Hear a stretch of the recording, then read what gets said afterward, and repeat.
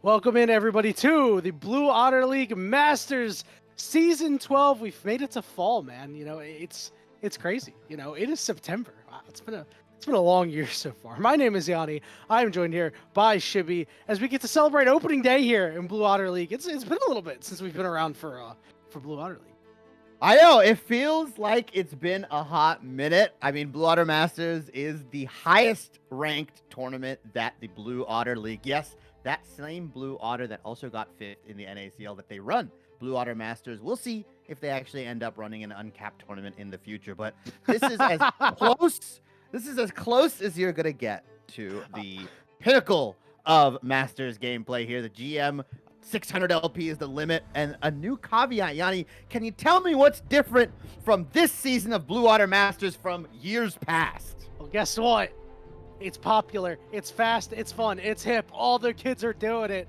We got fearless drafts on deck for Blue Water Masters. So you decide you want to pick up a one trick for your team. That might not be the best idea. I'm actually really excited what this means for the growth of these players. All these players generally in Masters, High Diamond, a couple of guys who had been in Grandmaster. This is actually a really big learning experience for them. If they want to take their experiences here in Blue Water League and move on to Tier 3, try to get into some, NACL qualifiers and stuff like that, this is really, really important for them. So I'm really hoping that we see a lot of players shine on various picks as we are into the picks and bans here.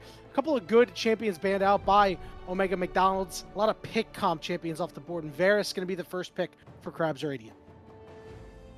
Yeah, and as we get through the games, as this is a best of 3 format, you will see the fearless champions that have been picked up. They'll be grayed out from top to bottom here, and so that adds a special wrinkle into the draft. You mentioned something that is a very key component. A lot of these tournaments, I'm going to say Tier 4, let's call it, run a lot of one-trick or two-trick style players. You're gone. You're out of here, buddy. You pick up some new champions. I'm sorry. This is what's going to happen. You're out of here. You cannot be playing Varus 20 games in a row. You cannot be playing Amumu 30 games in a row. As like you said, the Varus is going to come in on the blue side for the first pick here. And yeah, I think we are going to head into a new patch very, very soon. The 14.19 patch. It's going to change every single item in the game. But right now, 14.18, we see a lot of Varus, a lot of Kaisa. But we are going to see some comfort being leaned in for both of these guys, at least in game 1. Yeah, Omega McDonald's, their mid laner and AD carry, love playing the champions they're on, Kaisa and Syndra. Lots of purple in this game. Akata going to be the one to watch for on that Syndra. They were Grandmaster at the end of 2023. So, they hit pretty high LP marks. I think they're around like 600 LP. It's quite impressive. So, really excited to see that. On the other side, Orianna going to get locked in. So, I really like what we're seeing here, Shibby, because this is like something that I would expect to see at like Tier 3 or higher. And it just makes me all warm and fuzzy inside that the players slightly below that are also just deciding these are our favorite champions to play. Yeah, I love this. Orianna, Azir, Wukong, Syndra, Vi, Ahri, all these like nice bread and butter champions that are coming back into the meta are giving the respect that they're deserved here. But the Nautilus Varus, the tried and true lane, this Varus I think should be a poke variant Varus. That's the one we've been seeing that's been a lot more popularized. On-hit Varus with the removal of lethal tempo, unfortunately, does not hit the same anymore, and press the attack is just too risky. So long poke variation Varus should be the key here. What I'm looking for from the Crab side is how do we get this ball delivered, right? Is it a Malphite? Is it a Jarvan that's been coming back into the meta? Camille, potentially? Because if you can lock down this Kaisa, that's one half of their DPS duo gone from the fight. And one thing that I want to see out of Omega McDonald's in their second half especially is what are they going to do with their jungle, right? And because I think that there's an opportunity here to put the pressure on the bot side of Crabs Radiant, because Nautilus, a champion that really wants to be able to roam around, and Varus is a champion that under his own turret, it kind of gets a little bit difficult. You generally early on don't have the damage to be able to clear out the wave safely, and that means that the door is open to get like a 3-man dive or something like that, especially with the Leona on the other side. So Omega McDonald's clearly not going after the dive champions because they're banning them away. Jarvan and Nocturne off the board. Yeah, a lot of jungle bans here. So Orianna is slowly running out of solutions. On the Crab side, they are going to actually ban the Camille away from themselves. And the Wukong, that's both a nice pickup and a takeaway from the Crab side here. Wukong, Syndra, a lot of good 2v2 burst. Pre-6, even post-6, it can get really, really disgusting here. So now I'm interested to see, is Crab going to pick up a Poppy? Because that can deny a lot of the engage, either the Wukong or the Leona. I see Ivern being hovered. I don't want to see Graves. I feel like Graves doesn't really have a lot of time to shine with this team comp. Ivern is nice. It's a good jungle pick. Fundamentally, it's just very, very good, even with the nerfs that will be coming in.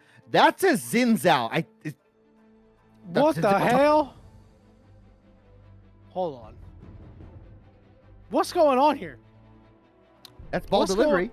Yeah, it is. It is ball delivery. I welcome back to Blue Otter League. You know, this is a nice warm welcome back because I don't know what the hell is going on here out of Krabs Radiant. The Xin Zhao lock-in is here.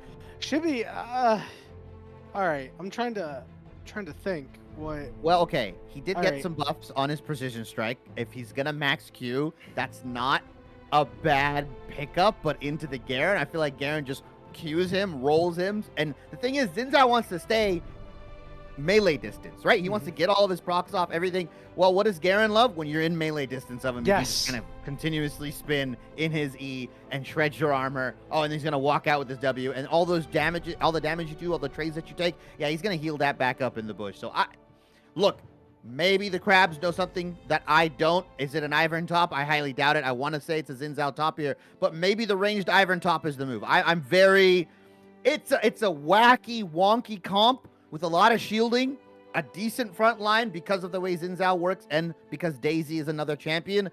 But that laning phase is not going to be fun, man. Not only that, side laning is going to be a pain, right? Who's going to be able to match this Garen? You've got Syndra being able to, take on Orianna, and they'll go back and forth for a little bit. But Xin Zhao cannot match the freak of Garen in a side lane. I'm sorry. I'm willing to say it and stake my life on that. That I do not think that Xin Zhao is going to be profitable in a side lane. This Garen is going to be able to roll over in that side lane. So that means that Krabs Radiant are going to have to decide, hey, we want to take 5v4s because their team fight's really strong, and they need to overwhelmingly win them in order to prevent this Garen from, just coming back and destroying their base. Maybe the Xin Zhao can't match the freak, but maybe he can match Garen's nasty. I don't know. It's really, really hard here. But look, they get into this BOL composition. They start finding into these maybe dragon fights, maybe third dragon, potentially the Rift Herald. It can get kind of wacky, right? Especially because the way Xin Zhao goes in, it's a point and click ability. It's E into I'm gonna throw the Ori ball. If he gets onto the Kaisa, if he gets onto the Syndra, as long as the Syndra misses the scatter of the weak potentially, there is a lot of upfront burst damage coming in. But now it calls into question whether this is gonna be the Poke Fairs, because you kind of need some more sustained damage. There's a Leona, there's a Wukong, there's a Garen, all very beefy, tanky members on the side of the Omega squad here, and it's rough. Both of these guys want to ram each other like they just want to butt heads at team fights. But you mentioned like a very good point. The side laning is so solid on Garen. He can choose to never participate in any of these fights and get an infinite amount of value. Remember, these champions are off the board after this game, and you have to wonder, Ivern being such a power pick, is using Ivern, spending Ivern to give shields to a Varus and buff up a Varus and Xin Zhao, is that really where you want to be? These are not the typical champions you see getting the benefit of Ivern's ability to make them much stronger, empower them. I don't know if with this Ivern it's going to be enough to get the job done. And now, even with their pick potential coming out here with the Nautilus and obviously with the Varus as well, I don't know. It just... Oh, I don't... Is that Yanni? Oh, yeah, I don't know. Yanni has been disconnected. No, it's fine. We'll run it through. Chippy, I'm sure he'll be back on here. But I love the way that Yanni talked about the way of using and spending draft resources, right? Spending the Ivern pick, because now that Fearless draft adds another layer, right? You have to spend this pick. You don't get to use it for the rest of the series. It becomes a resource. Champions now become a resource within this best of three. And like he mentioned, are you willing to stake game one off of an Ivern pick that might go top, that might go jungle, in a composition that it doesn't really favor? Yeah, you've got Nautilus. Yeah, you've got Xin Zhao ready to go in here. And you've got that like big, beefy kind of go in, tank up a lot of damage, soak up with the Ivern-y kind of composition. But is the Orianna Varus enough here? I want to say it's going to be an on-hit Varus now, not poke variant, so that they can get more of that damage out here. But this comp heavily relies on Orianna hitting some key big ultimates, either with the Daisy, with the Nautilus, or with the Xin Zhao. If there's one ultimate that just hits like only the Syndra or only hits the tanks, that team fight is as good as gone here. So this Crab roster here, this Crab team, have a very specific win condition to execute. As long as the Omega team can just kind of spread out, not get hit by a lot of this CC, pick and choose their battles, pick and prod here with the Kai's ultimate, with the Wukong, this sort of dive-esque composition. It's going to be really tough for Crab to kind of navigate these team fights. As we are going to take a very short break as we're going to get into the game. We're going to get Yanni back connected to the Blue Otter Masters League here. The hype was too much. The wackiness in the draft must have crashed his computer, but we will be right back. Don't go anywhere.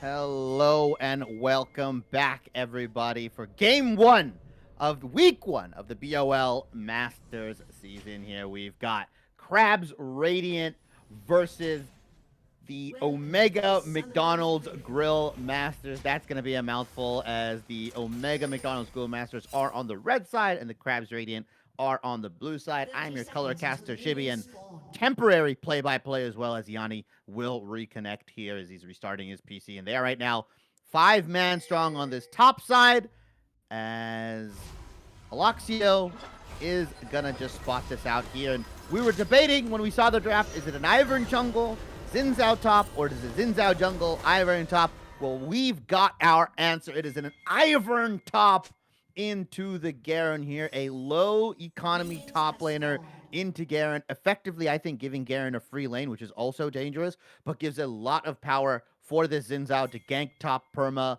We kind of saw some variant of this back in Cloud9, like a couple years ago, where Ivern was pulled out in the solo lane. They had Tryndamere top lane, Ivern mid, and they had like another jungler. They had like some other jungler in the jungle here, and it was just a very big, heavy skirmishing composition. This is kind of similar vibes here as we get kind of looking across the lanes here.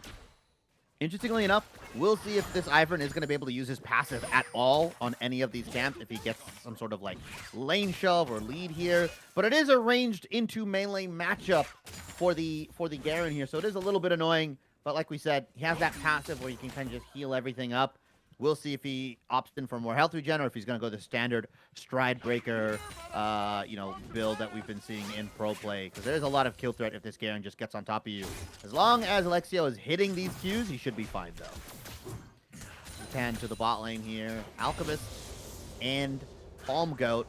This is going to be a nice hook onto the Kai'Sa here. Barco Duck is going to go down to 50% HP. And just a beautiful level 2 timing from the Krabs bot lane here, and a good hook from Alchemist. It is not going to be the poke Varus that I thought originally, because I think, they need that lethal, or they needed lethal tempo originally for when it was on hit Varus. The PTA is a little bit harder because you have to stick into the pocket a little bit more, but you need the damage, right? It's Orianna, it's Varus. That's 2 of your big main damage dealers here, and getting that sustained damage across onto the Omega McDonald's team is going to be crucial here. But yeah, really nice play, really nice from Palm Goat and Alchemist. And interestingly enough, if you take a look at the summoner spells, everything is relatively normal. Slappy Joe specifically does not have teleport, has flash and ghost, so he can chase down for the fight or get away. So his split push is going to be a little less threatening because of the TP advantage that Alexio will always have.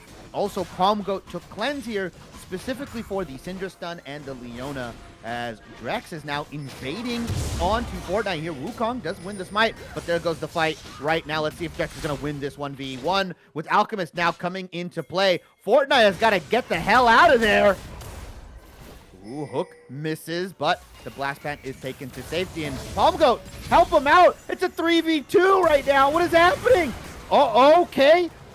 Pierce Blade hits the Zenith Blade, gets onto the Varus here, but that was a one-way ticket to hell. Unfortunately, you lost your flash. They get the kill onto Palm Goat, but Drex finally picks up a kill on the Pierce Blade here. A 2-for-1 overall for Krabs Radiant. A valiant and very audacious effort from Pierce Blade here. Okay, Akata in the mid lane is low, but Trinity has no mana. Fortnite is wrapped around here looking for some sort of fight. Let's see what happens. Okay, Wukong's gonna go in, EQ, smashes him out, but unfortunately Akata misses the flash, and now it's a 2v1 in the jungle, or for the jungler. Fortnite is gonna go down here. Remember, he has no flash, he lost it earlier in that jungle fight, and now Pierce Blade coming back from spawn to try to help him out. It just feels like the Krabs Radiant are one step ahead of the McDonald's squad here. They always go 1 for 2 right now, 4.5 minutes in. Krabs Radiant are about 1,000 gold ahead here. A lot of flashes lost across the board. Fortnite lost his flash. Ikeda lost his flash. Pierce Blade as well. When you look on the side of Krabs, they still have Xin Zhao flash. They've got Orianna flash. Only Palm Goat and Alchemist are summonerless right now. So there could be a revisit onto this mid lane, onto Akata very, very soon. Especially if you're Drex, especially if you're that Xin Zhao, you can get that knock up oh so quickly. 3-0-1 as well on his side. This Xin Zhao is well ahead of the damage curve.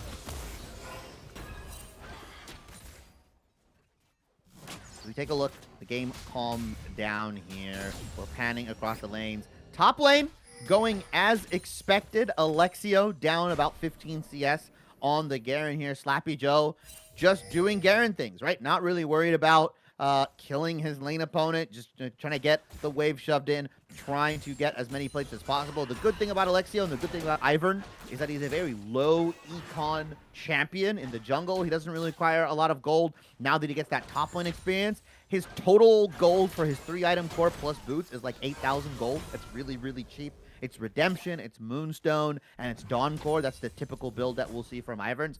Top lane Ivern, I don't suspect will be that much different, but we'll see if Alexio tries to, you know, stray away from the standard Ivern path here. Slappy Joe should just have a free lane, though, especially with that Tiamat. He's going to shove Alexio in, and Alexio's not the best at farming under turret. Ivern is not a farming minion kind of champion, and it looks like they're actually going to go for a dive here. Akeda is here. Alexio is dead. Alexio has to die here. He has to get the kill on the Slappy Joe to make this worth. But if he misses the Q, if Daisy can't get it, then what's going to happen? Slappy Joe just walks out, and Akeda picks up Daisy, throws it at him, and says, "Get this Daisy out of here!" The unleashed power comes in from Akeda, and despite dying early in the mid lane, is able to get a roam off into the top side. Alexio goes down. TP is available, so he'll be able to TP up to that top side, but that gives control for Omega McDonald's to start going for those scrubs, to start really getting the split push going, as Mr. Drex is going to look to hunt some jungle camps, potentially catch Fortnite in his jungle, but instead he's just going to get a morsel of a jungle camp, a scuttle crab for his troubles. His bot lane is firmly ahead right now. Palm Goat and Alchemist doing a really good job in the CS department. He's also on hit Varus, like we mentioned, so that 1-item power spike is going to be very, very big here. Let's see if this Kai'Sa gonna go to the static build, or if he's gonna go on hit. Maybe we'll see a variant of the poke build. There's a lot of different builds you can go on Kai'Sa. I suspect it's gonna be more AD on hit focus because of the dive potential they have with the Wukong, with the Leona.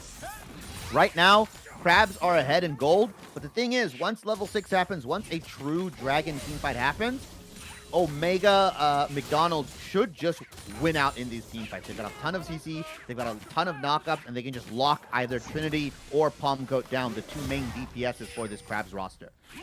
Alexio is taking some more punishment, and you can just look how much trouble he's having CSing under this turret. The Tiamat doing wonders for Slappy Joe here. Trinity is here along with Mr. Drex, and they're going to shove off the McDonald's roster here from the Grubs here. I was surprised because I thought they would be able to get that, but instead they drop the Grubs. They only get 1, and the Crabs get 2, so they're going to have to hopefully get a full stack of 3 if they want to really hyper index into that split pushing win condition that they have with the Garen here. It's odd too because Crabs also got the Dragon, so typically the trade happens with a Dragon for the Grubs, but it just feels like Omega McDonald's was very slow onto the objective trade and actually got pushed off here, and rightfully so. Mr. Drex is 3-0-1 on this Xin Zhao. He's by far the strongest member in the game at the moment here. Fortnite and Slappy Joe are gonna take the 2v1 onto Alexio, and there is nothing that could be done here. So much CC, the silence is the damage. Sloppy Joe serving up a monster performance onto Alexio here, lunch lady style. Hello, hi. As we potentially have a emergency sub here. I don't believe Yanni has been able to connect. It is my homie, Thousand Eyes, on the mic. Thousand Eyes, how are you doing? We're getting to a hectic game. I can see that. Yeah, hi. So I'm gonna be trying to figure out where we are, but already have some engages here as we see Marco Ducko way down low, has to flash away. Varus not able to get the kill. That will be Palm Goat going down, just run down by Fortnite, the game itself, and losing the game is Palm Goat. Yeah, we're in a bit of a wacky situation. If you haven't been informed, this is Fearless. Oh my god! There's no time! There's no time to go over. What's happening? Trinity with the solo. We have a top lane Ivern? Yeah, Oh. exactly. Okay. All right. So Ivern was 4th pick. We are in Fearless, by the way. This is the first Fearless BOL Masters season, so it puts a lot of wrinkles into how the game is played, or at least how the season's going to be played. Yanni, before he disconnected, unfortunately, brought up a very good point. You want to waste your Ivern pick. You want to waste the champion that is a I resource. thought in Fearless. In week 1, right? In that's a- game 1 as well. That's a pocket pick you want to keep out for the right moment, but is gonna be taking it out here. I mean, look, it's obviously Garen beats a lot of things, so why not just take something that does not need resources? Ivern, obviously not really gonna do a whole lot, although Sloppy Joe might be a little bit of trouble here. He's gonna go out right now, but he's gonna go for the wave like a Chad. Yeah, he has flash too. He can just do this. Sloppy Joe could just walk away from this and back off. So Sloppy Joe will survive. And again, I mean, this Garen looks strong. Look at the CS that is built up on that thing. Yeah, and the Tiamat just forces Alexio to like farm under turret. Yeah. It's such a sad sight because he can't really do it. Well, you might have should overstayed. die.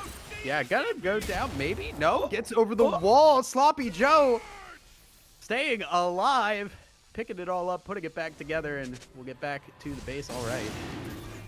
I hate that champion. I hate that champion too. Trust me. No, I hate it.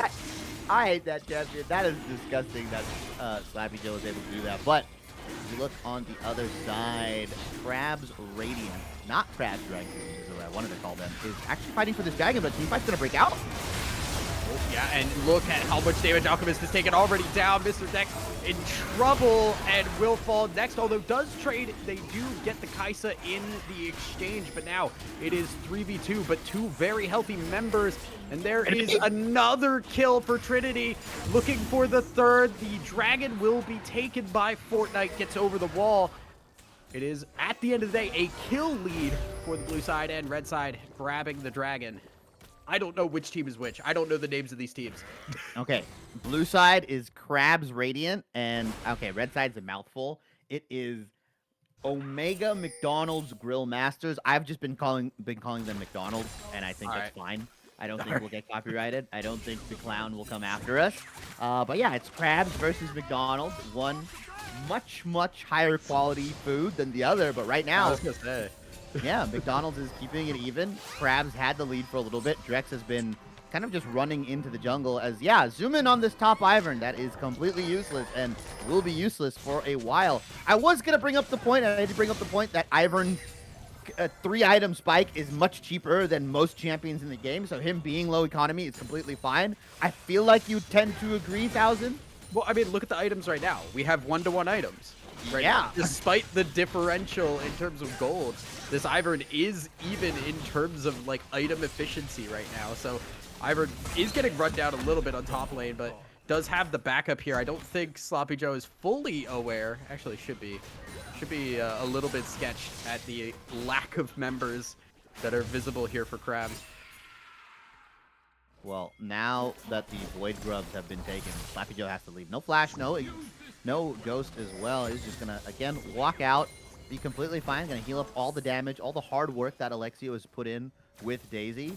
But because of that, Palm Goat is going to be under dive threat. Just because you have Cleanse doesn't mean you're safe, even if you are the Varus here. Let's see if he tempts fate. Let's see if McDonald's is preparing for this dive here. They had a window, but they didn't go for it. Better teams would have done it. I feel like better teams would have ripped that dive immediately. Yeah, there was definitely possibility, although now coming up top side here. Sloppy Joe, again, just playing really aggressive. The slows, kind of a problem, but there is immediately the Demacian Justice. Sloppy Joe gonna fall here, gonna get the kill to Trinity as well. That is a 4-kill Orianna that has built tier first. This Orianna is gonna scale like crazy. Yeah, and you know, the tier is really good into that Syndra. The burst denial coming out as well. Syndra, no slouch right now, is about half an item behind, but should back and pick up whatever they're building with, like the Ruined Companion. Look at the bottom lane. Wukong is having some fun down there, and now Palm Goat might actually get Dove if he stays. No mana. No, yeah, you gotta leave. You gotta get out. Yeah, just dip on out. So this bot lane that originally, prior to you joining, Thousand, had a nice lead. Palm Goat and Alchemist had a pretty chunky CS lead, had kill lead as well. Because of Crab's, I would say, index into the top side and their their desire to get grubs, left their AD carry to starve, and that's what happens. You lose your first tower. That's unfortunate. Well, Palm Goat gets to farm here, and I don't know about you, but I really don't like on-hit Varus now that Lethal Tempo's gone. I feel like PTA is too much of a commitment. You have to really get close into some of these fights, and I feel like you don't want to get too close into the Syndra, into the Wukong, into Leona. I feel like it's very hard to execute the on-hit Varus, right? Like, it feels different. I like playing on hit Varus. It's my one of my favorite AD carries actually. Does not feel good in a lot of matchups because it's just as soon as you get in range, it's like, oh, I just die. I either die or I'm not in range of anything, unfortunately. So that is a tough way to play, and especially now you're playing this kind of from behind. Kai'Sa's going to hit that mid-game spike really hard, and that means that McDonald's can do whatever they want then. Yeah, I mean, the saving grace is that Alexio is going the prototypical Ivern build. He's got a lot of shields, he's got a lot of healing, so even if they do jump on into you, you have that ability to kind of press a little bit more forward, to play a little bit more aggressively. It's just how is Crabs going to take space? Because they have to use Daisy, and they have to have Drex and Alchemist kind of run into their front line, and this front line is not the beefiest or the tankiest, right? Drex is going Sundered Sky. It's probably going to go Sterax, but there's not a lot of resistances on the side of Crabs here. They're very heavily relying on the shielding and healing as Fortnite and the rest of McDonald's are invading this jungle.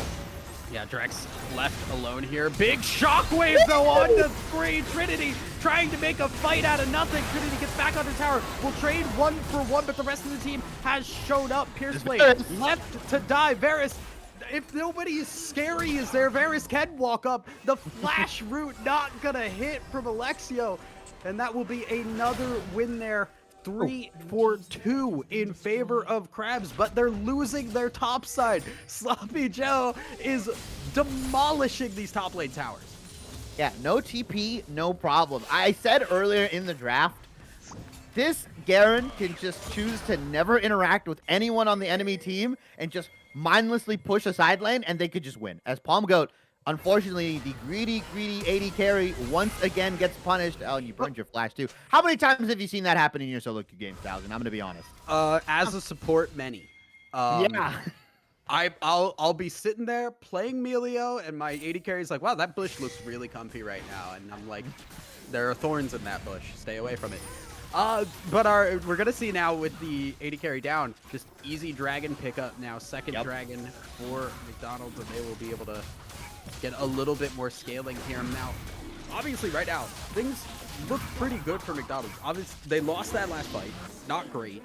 However, solid gold advantage. They have a dragon advantage here. And Sloppy Joe is a menace that does not have an answer.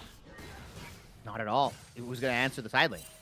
Ivern? No, that's not going to happen. You're going to tear through your turrets. Ivern's hanging up the phone. Yeah, Ivern's leaving. Ivern he's selling his house. He's moving to a new state after this one. His Drex is just getting manhandled in his own jungle. I don't know if 2 people are enough. I don't know if 2 people plus Daisy is enough. Yeah, Sloppy Joe's like, I'm just going to leave. Like, it's fine. I will regen all my HP.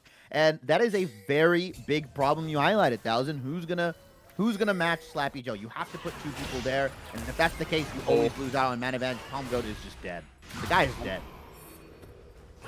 Palm Goat catching hands in his own base. Fortnite does grab the kill. Will back away as the rest of the team trying to convert something there, but it is going to be just a rotate down to the towers. Yeah, just it's very defensive play right now from Crabs. Yeah, and the thing is, I feel like you don't want to be defensive if you're the Crabs team, right? You have a Nautilus, you have a Xin Zhao that wants to go in, you've got ball delivery system. If you're playing on the more receptive side, if you're playing to catch whatever dive that McDonald's is throwing at you, and you just don't have the beefiness, you don't have the positioning, it's really, really rough. Like, you want a team fight with Ivern. That's the whole point you pick this champion. If this guy's stuck in a side lane answering Garen, you lose out on any value. This Ivern has yet to participate in a majority of these team fights. He's just kind of TP'd to 1. They won the fight, but they lost their tier 2. The next time he does that, they're going to lose their inhib. They're going to lose their inhib, and there's still not like a guarantee of a 1 fight. Remember how that fight was like so close? It was Trinity's Shockwave, and that feels like the one saving grace that Crabs have. They got to set up that Shockwave from Trinity, which is tough to do. You've got to find the right situation. So kind of a lot of weight on Trinity's shoulders right now. Yeah, and we talked about it a little bit. Like, these fights are won with Trinity hitting like 3-man shockwaves. It can't be more than that. It can't be less than that. You can't be hitting just like the Wukong in the Garen. You've got to hit either 1 or 2 of Syndra and Kai'Sa for your team to win these fights. If you get a 3-man shockwave, but it's on Leona, Garen, and Wukong, that fight's lost. It's done. Varus is just not able to step up. Does not get the space allotted. As the Rift Herald does get dropped here, I don't think it's going to pick up the mid tier 1 here. It's definitely going to get a good chunk of damage. No one's riding it inside of it as well, so no grubbies, no extra little minions to kind of hit onto this mid lane turret. And, Crabs Radiant are just kind of posturing North American ARAM style, similar to the Americas tournament that happened earlier today. Oh, Alchemist missed the hook, and now he's going to pay the price for it. Has the flash, getting back under the tower. Ult gets the redemption, but here comes Sloppy Joe from behind. Gets the ult on the palm goat, has to back away as the rest of the team's going to try and finish it. Fortnite deep in enemy lines, gets another kill. Starts going down low. Drex trying to pick up the pieces, is so far doing a pretty good job. Pierceblade flashing away, and thanks to the tower, it's a pretty even fight across the board. You say even, but McDonald's has a 4v5. Garen was pushing tier 2 the whole time. Did you miss Sloppy Joe flying in from behind? No, he flew in, did his damage, and left. It was a 4.5. It was a 4.5 versus 5. He came in, rotated one of his sets of his abilities. I was like, I'm gonna go push bot, guys. I'm done with this fight. I'm surprised that Radiant or the Crabs even came out that well versed in that fight. They are so far down in gold. Pierceblade, I don't know, staying for wards potentially, but Sloppy Joe to the rescue. Oh, here we go. Knight in shining armor. Alchemist, no, you cannot fight this. Drex trying to get out, will actually grab the kill on the Leona. It's 1 for 1, but not for long, as Kato will get another kill on a killing spree now. Drex trying to back away. Trinity waiting for a possible shockwave, cannot find the opening. And with Fortnite flying around too, they need to get back to their base. It's another overall loss for Crabs. Oh, and dead. Drex is just dead. Storm Surge, Ludens, yeah, you're dead. Syndra is gonna... Not your jungle.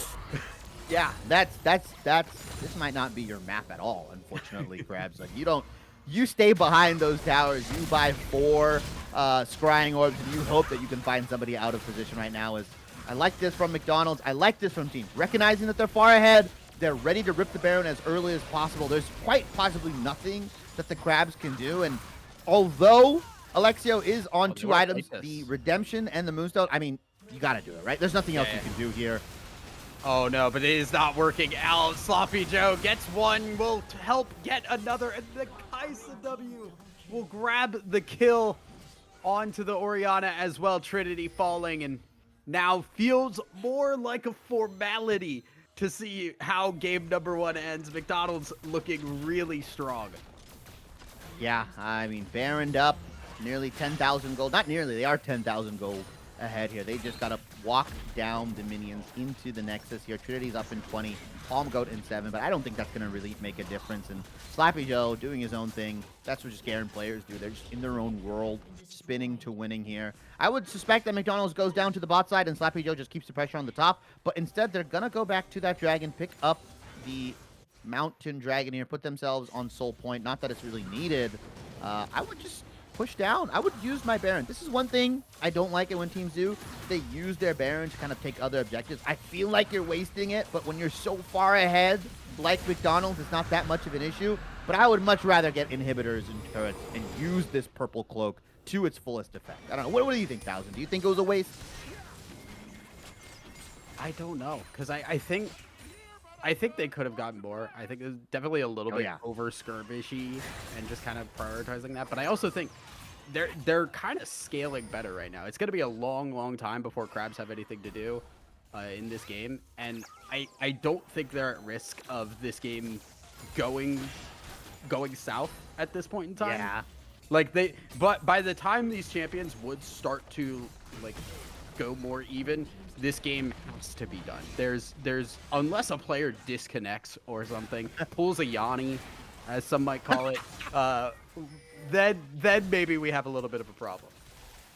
Yeah, just a tad bit, but it looks like Crabs will be disconnecting from this game very, very soon as their Nexus should go down. I mean, yeah, they are being a little skittish. It's interesting because they were very aggressive with the Baron take, but now they're being skittish around the base here. Why is the Wukong splitting bot? I don't know. You should just be grouped up with this team while the Garen splits, but I don't think it really matters because they're so far ahead. Sloppy Joe does go Sloppy down. Joe. That's pretty bad now. They will have to back up their Nautilus ult, forces the flash from Arcana. They're trying to go in as Drex very low and Syndra pumping out damage. Marco Duck also on the side, taking another one out. Palm Goat left alone with Alexio, and they lose the Garen, but they win the fight. They win the game.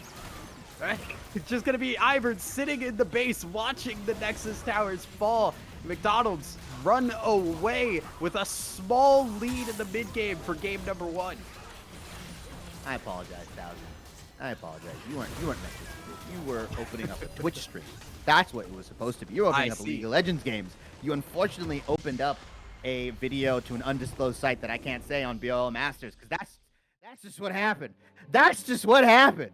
Thousand, like, that was a absolute slaughter from McDonald's here. I hesitate to say draft gap because I feel like Crabs outdrafted themselves. They got a little too weird, right? It's usually get weird and get out. They got weird and they got out, and it was really, really bad. And you waste your Ivern pick. You don't get to pick that anymore. Like, there's yeah. And It's your a Orianna? little sketch. It's a little sketch to use the Ivern just right out the gate. I think I understand it, at least from the, oh, we see Garen really, really strong. Let's pick something that just loses and still is relevant. And that was kind of true, but they didn't pick something that later on could match that Garen. And that's a tough call then, because you've got to be ahead enough to force those engages, and they really just weren't. Yeah, it was McDonald's actually forcing a lot of the engages. Fortnite specifically walking in as their fearless leader into the enemy jungle along with Pierce Blade. That game went really, really bad early on for McDonald's. Like, they were going 2-for-1s consistently.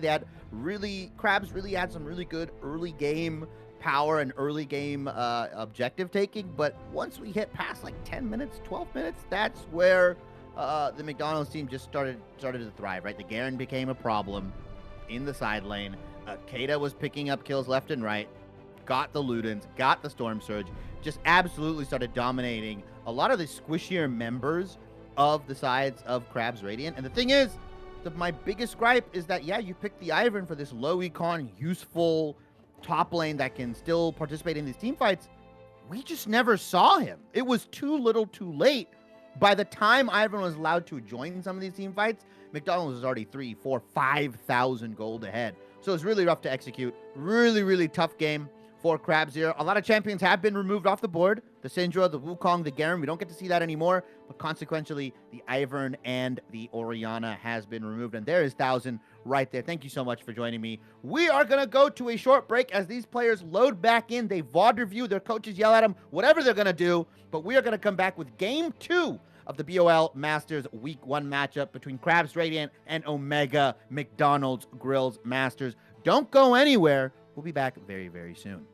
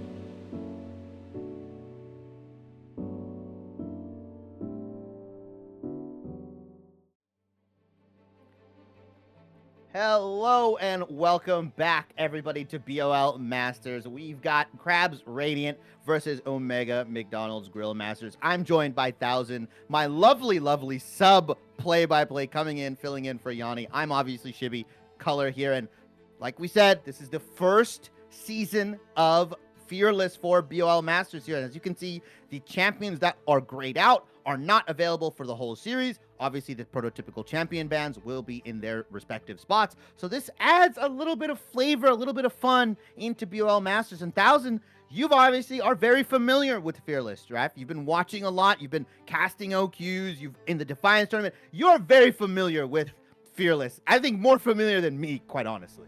I've seen horrible things. Fearless has unleashed the worst picks imaginable, I think. But that also means it is the most fun, especially because, you know, like, you mentioned Defiance. I'm casting players like Shysept who are just going to, like, pick, I don't know, like, Rengar top lane for fun and go crazy with it. But we are already partway through here. The MF pick locked in. Hwei picked, and there's a Kassadin hover, which I have not seen Kassadin for a hot second.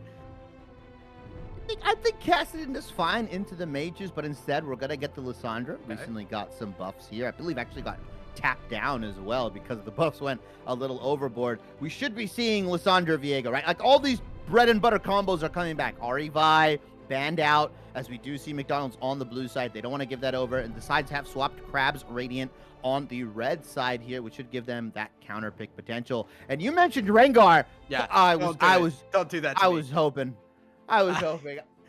but instead we're gonna get the prototypical MF Rel. Pretty solid comp right now, right? Like I don't hate anything from McDonald's. This is a very, very good solid base. You can kind of throw any champions around these guys, and it should work out fine here. As I'm not the biggest fan of the Braum, I get it's into the MF, but I just feel like it doesn't give me enough value. If they pick something more skirmishy, more melee heavy, this Braum just loses a lot of value in my opinion. Yeah, I mean, I think what it seems like McDonald's are going for is that like big MF ult composition, which you know Braum will be really good into, and you already have really squishy backliners. You need that protection, so Braum will be at least providing that here. We'll see what the next bans are going to be here. I want to see real top laners this time around. I want to see actual real life top laners because I don't like seeing Garen. I don't like seeing Ivern in the top lane. I want to see bruisers. I want to see tanks. I want to see that you know, slapping around a little bit up in that top side. Yeah, and just to add, this is, I believe, true Fearless, so neither team gets the grayed out champions, right? It's not like, Krabs can be like, oh, you picked Garen? I want Garen. It's my turn with the Garen. No, it's not possible. So you might get your request for real top laners here, or we might just get something wacky. Again, I doubt we are going to be out of options for both of these teams, especially given their names, Krabs, Radiant, and Omega McDonald's. These guys are already wacky, weird, very, very good, solid matchup. As we see Krabs banning out the Tryndamere and the Olaf, those are respect picks, right? Those are champions on the side of McDonald's. They play quite a bit, quite heavily. And Krabs are just doing the tried and true, banning out more junglers. Vi, Jarvan. We saw the Nocturne that was banned out in Game 1. And if it ain't broke, don't fix it. They have not changed any of their bans from Game 1. They haven't had the necessity to do so. Let's see how Krabs actually responds, because I feel like taking a lot of the junglers out of the picture, you lose a lot of these combos that you could get with Hwei, right? Maybe you can lock in the Maokai. I know it got nerfed. It's still pretty good. You can play that sort of disengage composition, and you allow Jinx to kind of thrive in these more extended team fights, or you're going to go something more aggressive. There's a lot of range on the side of Krabs Radiant. If you don't pick a melee top laner, I will leave. I swear to God, Krabs. I've hated it when these teams, you've seen it, Thousand, I've seen it too. Teams will just ham fist Sejuani into teams with zero melee champions that can proc the passive. I'm gonna be furious. Please let me see a Renekton or anything. Just melee top, please. I mean, well, it could also be the Sejuani in the top lane. That's also a possibility. But we'll I think I hurt you more with that. We're going to get the Kindred for the jungler over on McDonald's side, which does give them now that double kind of threat in that back line. So a little bit more DPS, a little bit less on that ult reliance there. I'm a little scared of Kindred maybe ulting and ruining a good MF ult. That does bring a little bit of fear in my heart, but I do think it works pretty well. And there is Jax as that blind top laner, which has been fairly common in the higher ranks to just pick that Jax. It does okay into a lot of matchups, and you just kind of hang out there and look for that either split push or the team fights if you can make it into them. Yeah, the flank TP Jaxes can get really, really disgusting here. Is Krabs just going to lock in something prototypical like the Cassante? It hasn't been banned out. It has not been picked as well. Jax, Cassante, really, really solid matchup. Has pretty good job in proccing the Sejuani passive. Instead, we are seeing a Pantheon in the top side here. That's really cool because there is that interaction where if you have the Sejuani passive and the empowered W, you can immediately get the permafrost. It's really disgusting, but it's kind of a niche interaction. We'll see how often the Krabs can do that in the top side or on any part of the enemy team here. My only concern is that we did pick double 80 carry into Braum, which gives him that much more value in with his shield, with his big door. But as long as they're coming in from different sides, Braum has to choose. As long as you're ulting one way and Kindred's coming from the other side, you should be good here. Will be a little bit harder for the McDonald's team to navigate, but I like Krabs' composition. This is a little bit better. The Ivern top out, Pantheon in. This is spicy. This is just a little bit of cayenne pepper into the draft. Yeah, I think there's a little bit of worry that your only like tank engage is that Sejuani. If Pantheon just jumps in and doesn't have that backup, he's dead immediately. But everything else pretty solid, you know, versus though you have a lot of capability to stay alive in these fights. You have the Lissandra ult, the Kindred ult, Rel is just gonna get beefy. Jackson, that top lane, can also just dodge out on that Pantheon empowered W, which is a fear that we have to keep in mind. So there's positives and negatives I'm seeing for both these drafts. Yeah, and those are good points you brought up, right? The ability to survive in some of these fights, right? Yeah. Lissandra can just go in, WR herself. This Jinx, highly, highly immobile. I was suspecting maybe we get a Thresh, but the Braum is fine. As long as the Jinx positioning is solid from Krabs 80 carry here, they should be allowed to kind of free fire into these fights. It's not necessarily a short range composition from McDonald's, but like Jinx Rockets outranges a lot of this, right? Jinx Rockets should be fine. As long as these fights get more and more drawn out, we should be looking to see this Jinx reset across these fights. We'll see if Sejuani goes the poverty build, where it's like Warmogs into Zeke's or Zeke's into Warmogs, and you're just kind of like, hey, I'm going to throw my ultimate. I'm going to look to maybe resource. Yeah, I'm ult. That's all I can do, guys. That's all. I'm Sejuani. I don't really do much. We'll see how this kind of buddies up, and I'm very interested to see where these Braum ultimates are placed, because these are make or break for these team fights. If you can stuff out the Lissandra, Jax engage that's inevitably going to come in with one of these glacial fissures, that seals the deal for the fight, because that allows and gives space and allows, the 80 carry and the Hui to really thrive in these more extended team fights. I like Krabs' composition, but we might just see a situation where the McDonald's team just has better players, unfortunately. I think the other thing I'm looking at too is Braum is the one champ that, like, from a distance can stop the MF ult consistently. With the ult himself, can just, if you time that right, you can stop the MF ult with Glacial Fissure. Everything else can either get blocked or has like a short range there. So lots of pressure, I think, on this Braum in this composition to make this work. And it's, I think on the other side there, McDonald's ult timers are everything, right? Like you've got to watch your ult timers. If you don't have MF ult, if you don't have Lissandra ult, things are a little scary for these fights.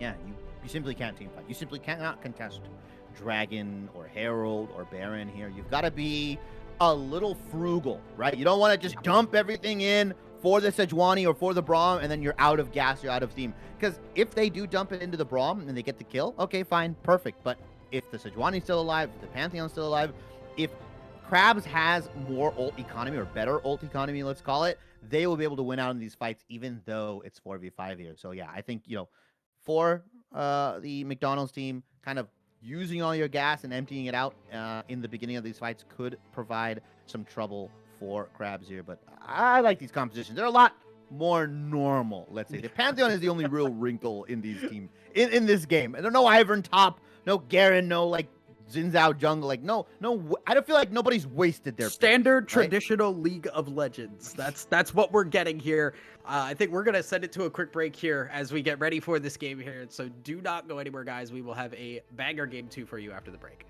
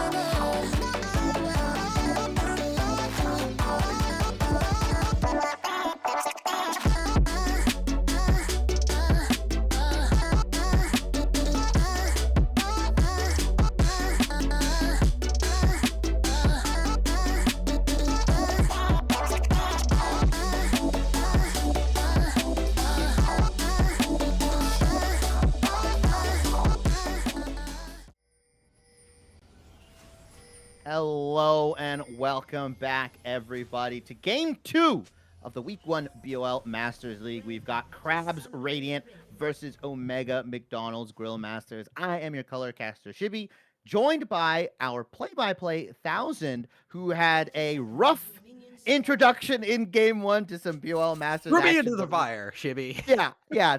Threw you into the fire. We have some normalcy now.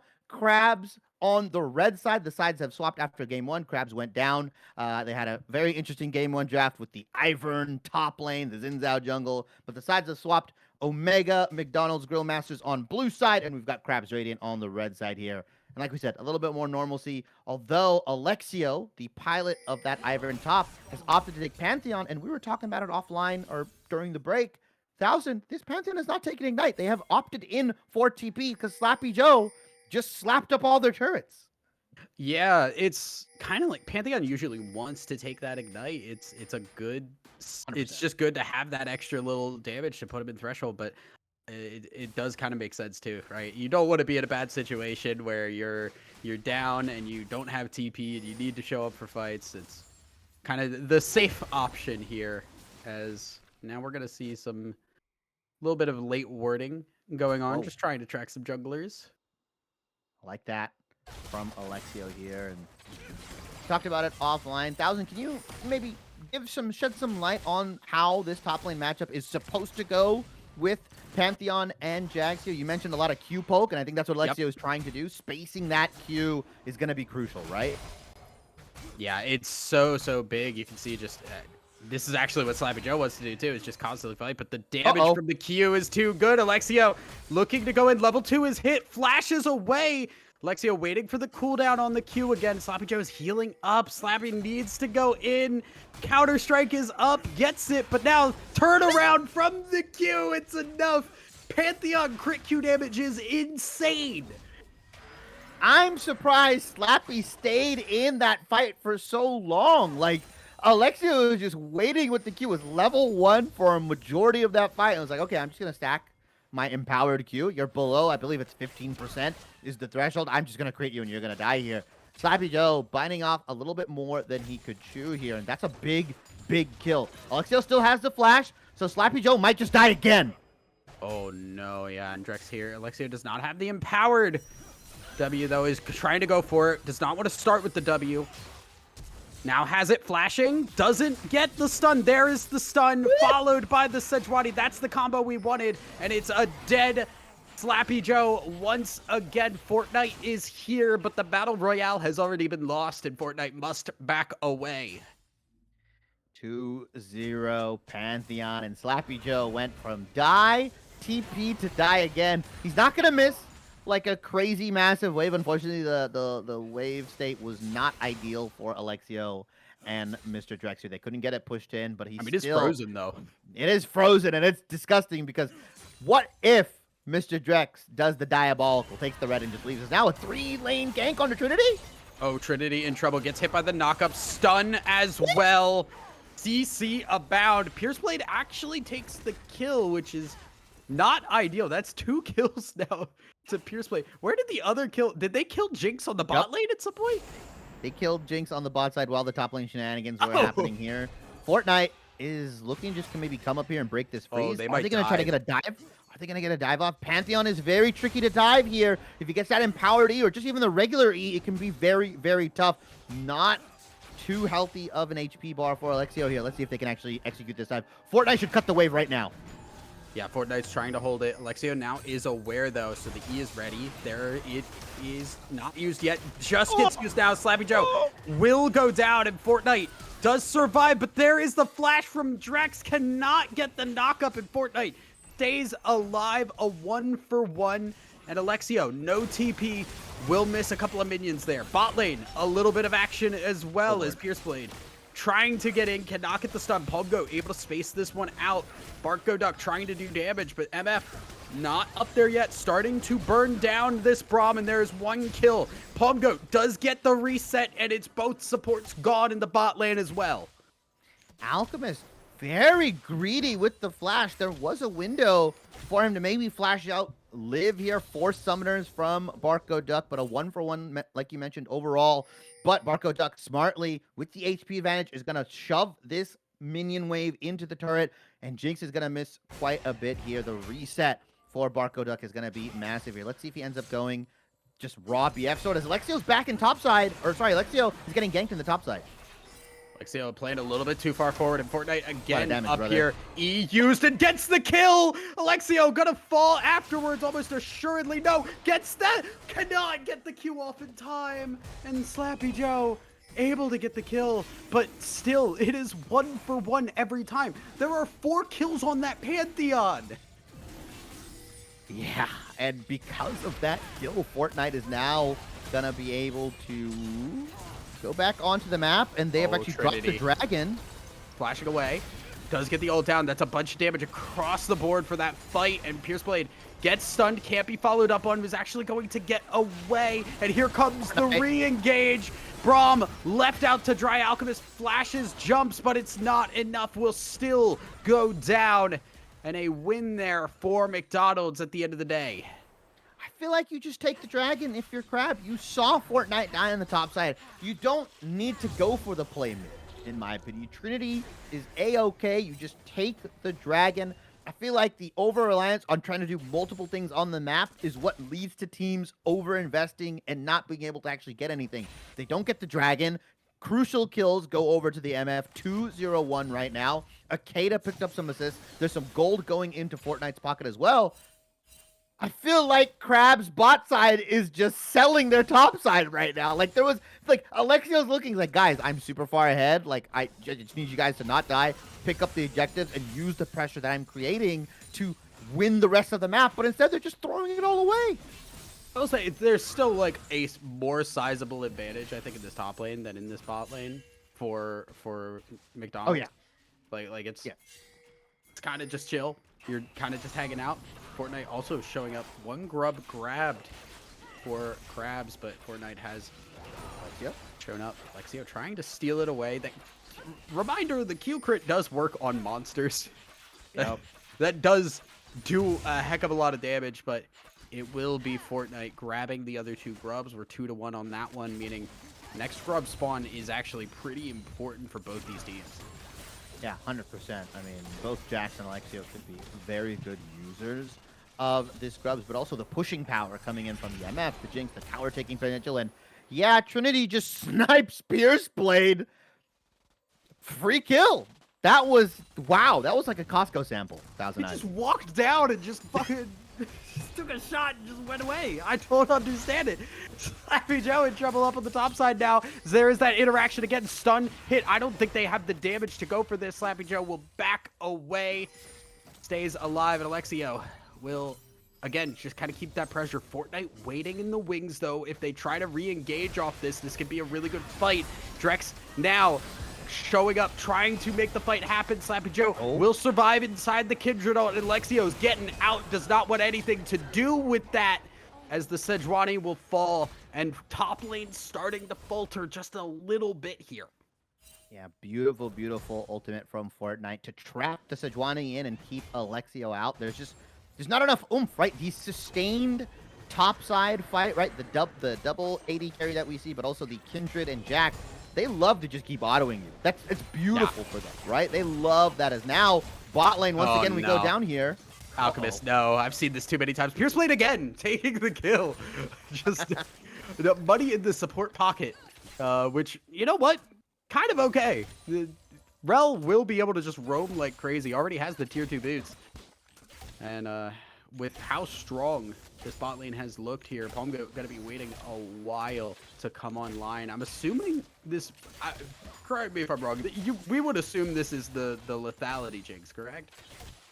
Oh, it might be. I mean, I feel like lethality Jinx is so disgusting, right? The later the game it goes, level 13 as well. The rockets, the W max, it can get very, very nasty here. It's also a little bit cheaper overall than like the crit build that we've been seeing, but Barco Duck and Pierce Blade have just been handling the Crabs bot lane. Pretty like 2v2. These are 2v2 kills, right? Like very little jungle intervention has happened. You could argue that Crabs have had Trinity come down and pick up a kill, but Barco Duck and Pierce Blade are just 2v2ing this bot side here and creating their own chasm of pressure. Similar to how Alexio was doing in the top side. Who answers what as Akeda? Great ult from Akeda. There's Fortnite flashing forward, but Akeda gonna go down in the meantime. Jinx ult does not hit, and there is Fortnite in trouble. There is not a Kindred ult here. Can get the stun, maybe follow up with Trinity. Damage is good, and Fortnite gonna go down. A double kill going over to Trinity on the way. And despite what's happening around the map, even in game 1, Trinity has by far looked like one of their better performers, right? The Orianna ultimates that came in was kind of keeping them in some of those fights, and Trinity just being able to pilot this way a, decently complex champion. I think a lot of people thought it was very, very hard to pilot, but once you get the rhythm down, it can be very nice as this a could be double big. TP into the bot side. Trinity's here for this. Bullet time is used. Alchemist blocks it, and Barco Duck gonna fall. Shutdown going over to Palm Goat. Another kill. Trying to give it over to the Jinx. Pierce Blade walks away. Trinity gonna snipe that one away for the secure. And a big play in the bot lane for Crabs to get them back in the driver's seat here. Crabs Radiant may not win the 2v2000, but they win the 4v2 very, very easily. Well, I would win the 4v2. As Fortnite is looking to pick up some scraps here, but a lot of the jungle has been cleared out. We do see that second spawn of grubs, I believe, coming in right now. And you said it was equally important for both of these teams, but McDonald's do have the forward foot here. Alexio is checking into this jungle. You used the smite, but I would have preferably saved that for the grubs here. I'm not sure what McDonald's is looking to do here. No supports have moved up. No AD carries have moved up. This is a 3v3 or will be eventually. They don't know that Sejuani reset, so they're very afraid of starting the grubs, which I feel like they can be on the initiative as Trinity. No. Trinity in trouble. Getting ulted as well. The crowd control is way too much. Ignite used as well. Trinity trying to buy time. Almost survives. And on the top side, Fortnite grabs the kill onto the Pantheon. It almost feels like that play that was made bot lane has been nulled and voided out as 2 kills go over, and now they're going to get the 5 grubs almost assuredly. Yeah, there's maybe Sejuani runs in, steals one with the smite, but instead is going to absorb a lot of that farm that's going to the top side. And rightfully so, 1,000, that's perfectly put. The bot lane play has not been rewarded, right? It's not complimentary League of Legends if you want to go that far. The top side of Radiant that had that big lead, that was alleviating all of the pressure into that bot side, has now flipped and reversed, and McDonald's are using that pressure, using those kills for objectives, and that's been the big difference here, I think. Yeah. McDonald's, when they get these kills, when they make these plays, they pick up an objective. You look at Crabs, they keep trying to make another play. They don't just take what's given to them, and I think that's been the big difference maker, the small difference, but the big difference maker between these two squads. Yeah. If it's not complimentary, would you call it insulting League of Legends? Would that be the opposite of that? Paradoxical League of Legends? I don't know. Maybe we can workshop that later. I only got such a good vocabulary. We can't be pulling out words like paradoxical, all right? I only got so much in me. We can workshop. We'll create a new term for League that everyone will use and abuse. Everyone will use. Yeah, glacial fissure used as now Alchemist trying to go in. There is the glacial prison as well. So much ice across the board. Pierce Blade buying time out of the tower here, but the Sejuani is tanky and gets out alive. Barcoduck trying to show up, but there's too many members. Bark goes down as well, but topside, there was a dive at the same time, and Alexio goes down too. We're trading across the board. See the Jinx Rocket coming in. Is it going to be enough? Is it even going to hit Sloppy Joe? Nope. No, it's not here. And for people that are not maybe understanding of what Pantheon is, he has a very sharp damage curve where it peaks very, very high, and then after that, it just goes down rock bottom, right? It's really bad. The later the game goes, this Pantheon just becomes a stun bot. After this one item, it becomes really rough to play the game. It's the highs of highs and the low of lows. It can be, and it also sometimes isn't, right? Like if you're in a good spot, you could just be a menace in that side lane too. It's kind of just a question of can you get people into that crit range easily or not? Right now, a lot of money on the Pantheon, but a lot of deaths too, and does kind of feel like that Pantheon will start to hit a bit of a wall here, especially going up against champs like we see in the Lissandra, in the Kindred, where these champs are going to stay alive. They are going to avoid that burst window very easily from Alexio. Acadia now just going to be holding up on that top side, trying to keep the wave away from the tower. We'll have to, claw out there. Maybe not? Oh, whoa. Yeah. Going in, actually, Acadia trying to fight this used, but here comes Fortnite. Victory Royale will grab the kill. I'm gonna keep making jokes like that. It's too easy. I love it. It's layup. It's free. It's absolutely free. He's gonna get pushed out of their jungle potentially. The Grom's not worth it, buddy. Just leave it. Yeah. It's I think I actually got it. I think Fortnite actually got it. Grabbed it, got out of the Moisty Mire. Is safe. Yeah.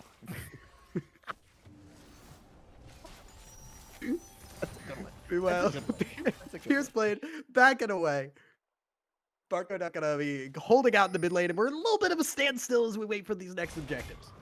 They're afraid. Both of these teams check that they press tab. They're like, well, we're pretty even in items actually. Well, our bot side's doing good if you look at Crab, Radiant, but then you look at the top side and it's like McDonald's like, well, Jax is on Trinity Forest, our Kindred's on Trinity Forest. We've got 1 items across the board. We should be able to fight, right? Both teams are skittish right now. Both teams are looking for some sort of man advantage or one of these guys to step up. That's why these objectives aren't being started. That's why this Herald is still standing even after spawning about 3 minutes ago right now. Fortnite opting into play for that blue buff, actually ends up getting it and has the evolved for that. No, Fortnite, you cannot green for the ward. Does have to flash away.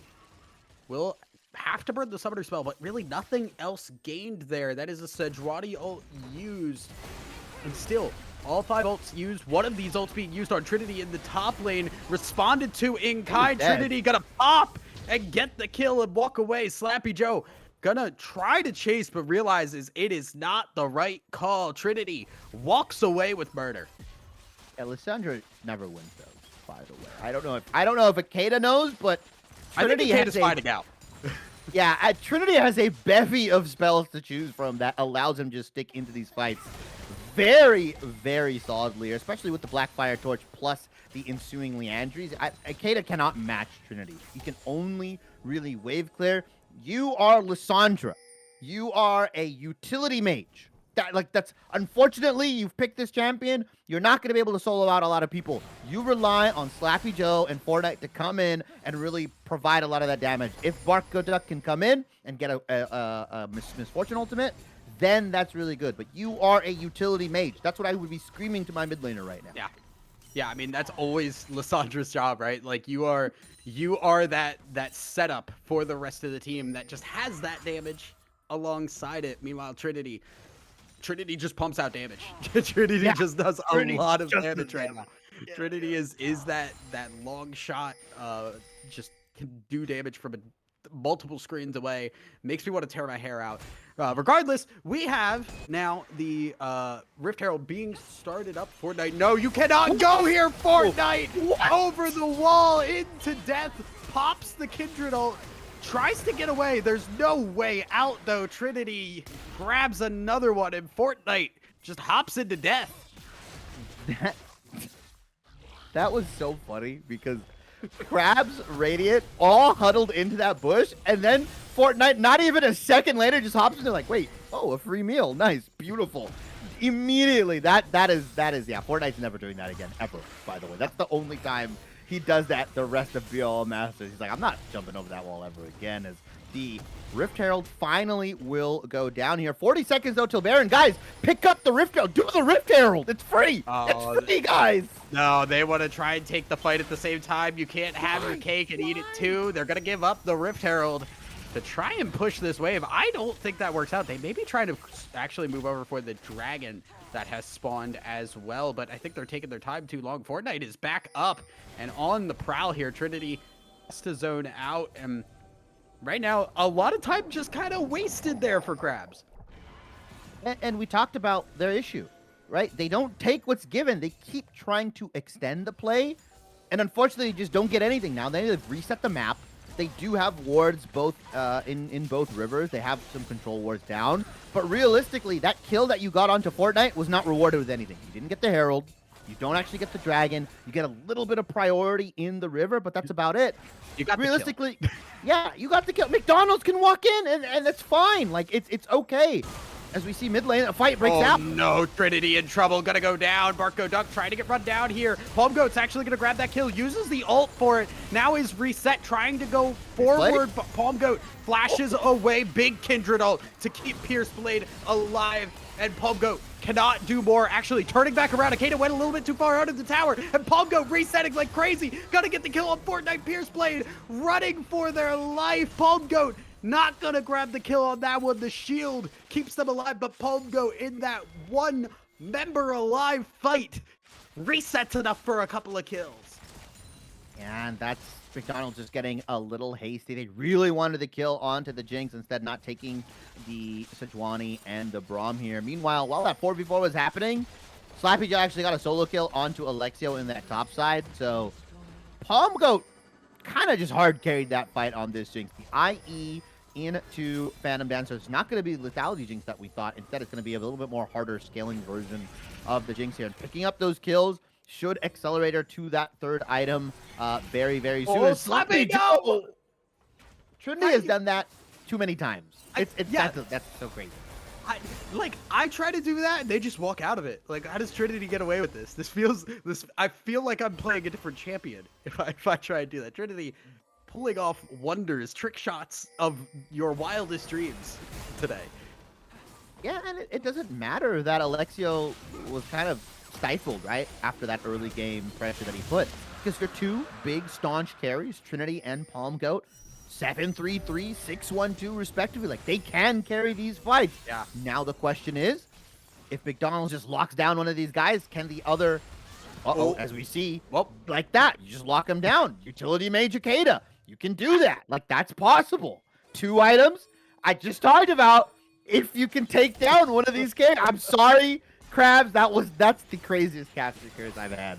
Yeah, That is literally speaking it into existence, I think, actually. Now Baron actually going to be started up. This is honestly not a bad call. That Jinx is gone. One of those big threats away from the fight. And Wei is bot lane. With no TP. Your threats are not here. There's Slappy Joe trying to run away those two members. Pierceblade taking a lot of damage from this, but I think this Baron really should be all but there. Pierceblade may actually go down. Drex is flying in. Doesn't get the smite steal. Will back away. They grab the kill on Terrell as now there is the bullet time. And Barco Duck does a lot of damage to help McDonald's walk away with the Baron and the kills. And now Slappy Joe's just going to go to topside. 3 members go down. A big, beefy front line for Radiant, or Krabs, is not there. They've just got their 2 carries, and they're under dive threat. Lissandra has ultimate. They can just walk right under that turret. I would leave the tier 1, even leave the tier 2 here. You should get your team. It's odd that we're seeing the MF catch the bot wave, but they do have siege potential with Fortnite here. They're opting in to reset their waves, get some pressure across the map. I would have loved to kind of see some of them barrel down mid and take tier 2, really. But Trinity, under a lot of pressure. Yeah, you cannot stay alive under that tower. It's tier 1. It's just tier 1, guys. Trinity, reset the map. Now you've allowed McDonald's to play their game here. And Dragon is going to be coming up in 3 minutes, so there's a lot of time. Alexio, where are we going? Alexio, way too far forward here. I don't think has the E. No, does. Just barely. Will go down afterwards. And Fortnite running down Alchemist as well. TP flying in at the same time. Double kill going over to Fortnite. And now another big power play for the side of McDonald's. Yeah, this should be surely an in-hit. At least one, given that your carry is down. The only fight that we saw Trinity and Palm Goat play together was that mid lane one. After that, these guys have been desynced, right? They haven't been able to participate together. They haven't been doing a joint effort. They're not collaborating on these team fights, and McDonald's is taking full advantage of that. They are picking apart this Krabs Radiant team. And what was once a close game 1,000 at around 21 minutes, it was maybe 1,000, 2,000 gold separating these guys. McDonald's have jet-setted themselves nearly 10,000 gold. Akeda's fine. He's chilling. I'm confused on how we're pushing this so hard there. Akeda, he takes some damage. Pierceblade here to make sure that the Lissandra gets out. Pierceblade maybe staying a little bit too far now. We are extending this way too far, but Barco Duck has shown up. Alchemist needs to be ready on the door, but here comes Slappy Joe with another kill. No Jinx. Jinx is in the base right now, and Alchemist gonna go down a double kill over to Slappy Joe. And again, more power plays for McDonald's. Why are we fighting if your Jinx is in base? Why are we not communicating that one of our main carries is not here? Like, why are we pushing for that play so aggressively? And now they're gonna lose the game. No, Pierceblade gonna go down. Resets have come through. Jinx can try and fight this one. Alexio is here as well. Barco Duck moving forward, but there is the Kindred ult. That's not where you want to be. Palm Goat gonna go down. Make the burst happen. Akeda also getting another one, and then there is the double kill again. Fortnite still fighting things out. Alchemist is the last member alive here. Will go down as well. Everything has fallen apart, and McDonald's are watching their Nexus towers go down. Trinity trying to fight, gets the snipe, but that's not the dangerous member for your Nexus. Trinity falls. Death timers are too long, and McDonald's just rammed the win home. A 2-0 victory for Omega McDonald's Grill Masters. You're shocked. I'm shocked. Crab Radiant had that game. They were moments where they could have won, but too many desynced fights allowed McDonald's to just run away with the game here. The post-game screen tells the tale. Kindred Fortnite, most damage right now, followed up by Lissandra and Misfortune. These guys were taking team fights together. If you look on the side of Krabs Radiant, it sucks because they had the damage, they had the weight, they had the Jinx, they could have done it. They just opted in to never fight together. The one fight they fought together, 1,000, they won. And they're like, you know what? I don't want to do that again. Let's never do that again, guys. It's so weird because it feels like there's just like multiple points of failure in that, right? Like the Pantheon got ahead early and then couldn't convert. couldn't make that continue to happen. Fortnite was able to farm really heavily on that top side. Bot lane felt like they had that opportunity. The Jinx started popping off really hard. Looked like you had money on the way in the Jinx, exactly where you wanted it. It's just like they started skirmishing, and the team that has the Lissandra Kindra Jax is gonna skirmish really, really well when so much of your gold value and damage value is on that way in Jinx. Yeah, I mean, it was good recognition from McDonald's as well to kind of take those fights and be like, wait, their Jinx isn't here, or their way is not here. It's bottom side, whatever, right? But I feel like Crabs Radiant could have done a better job of getting their team together. And the big thing for me, and the big thing they need to work on, and they'll definitely go over it during review, is stop trying to extend the play, right? There were very big moments. Early Dragon, Herald. There was a lot of moments where instead of taking the objective that was given to them after the play they made, they're like, no, we can go for more kill. We can do more. And that unfortunately resets the map and allows Omega McDonald's to come in, clear out all that hard-earned vision that you placed, clear out all the work that you did, and all you get in return is 400 gold instead of 400 gold, better wave states, an objective. Like, you lose out on so much. Crabs Radiant can be a top team. They just need to fix that issue of them trying to extend the play so much. It feels like from a mechanical perspective and like a laning perspective, just there's a lot of fundamentals that are good. Just some of them, it's a little autopilot. It's a little bit just like, okay, this is what I do in solo queue. Whereas just competitive play like this is so different. You need to be on your timers. And when we just see a team comp like that not be together, not fighting as a unit, they pay the price really heavily on that. And hopefully that's a learning lesson at the very minimum for Crabs. Yeah, I don't think this is the last we'll see of them, at least on the stream and in the tournament. I feel like they can be a playoff team, and I feel like they can be one of these teams that gets better as the weeks go on, and they start sinking their back timers. They start taking objectives, setting up vision. They could be one of those teams, but right now, Omega McDonald's Grill Masters were the better team. Macro-wise, were the better team today here. A 2-0 victory from them. Thousand, I really appreciate you joining me, the cast. We are going to go to a short break. I believe we have someone for an interview, but don't quote me on that. No interview. Never mind. I just got it. I'm never quoting you again. Never. Don't quote me. Unquoted. The God above me, the God behind the glass, Chippy. No interviews. So that will actually be it for us. Thousand, I really appreciate you jumping in. Unfortunately, Yanni, or maybe fortunately, Yanni was able to miss this game here. But Thousand, I had a fun time casting with you. I really appreciate it. Where can we find you? What are your socials? Is it at Thousand Eyes everywhere? It is at Thousand Eyes Cast everywhere. Down below me there, you can see it. It's just Twitter. it's really just Twitter. I have a little bit of a YouTube channel. I have 1000_eyes on Twitch, but don't really use it that much. Big things Twitter. I cast a lot of League of Legends. I also cast Apex Legends as well. So if you're into that kind of scene at all, definitely check me out. Follow me. Thank you so much, 1000. And obviously, follow the Blue Otter squad, follow the team. Yes, it's the same Blue Otter, guys. The same Blue Otter that competes in NACL also hosts amateur tournaments. So Blue Otter League, Blue Otter socials, everything like that. I'm Shibby Casts on Twitter, Shibby on everything. You'll be able to find my socials. Thank you so much, 1000. Thank you so much, everybody. And a special shout out to Chippy behind the glass, making our job so much easier. You guys can go home. You guys can eat food. Maybe catch the Monday Night Football game that's happening if it's still going. I know that's what I'm going to do. Thank you guys so much.